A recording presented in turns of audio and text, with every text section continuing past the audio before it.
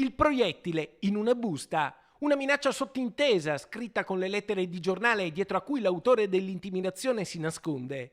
Per Alessia Bevilacqua. È una mattina come tante ad Arzignano quando all'ufficio comunale arriva una busta anonima sospetta. Viene chiamato il comandante della polizia locale che, con l'assessore alla sicurezza Enrico Marcigaglia, si precipita nell'ufficio del sindaco. Un veloce controllo, la busta viene aperta, c'è un proiettile di pistola. Ricevere un proiettile in una busta anonima è qualcosa che spaventa e destabilizza, però sono serena e continuo a lavorare per l'interesse dei miei cittadini, per la mia città, per il comune che amministro, per garantire sempre la sicurezza e per lottare sempre contro ogni forma di criminalità. Sgomento, incredulità.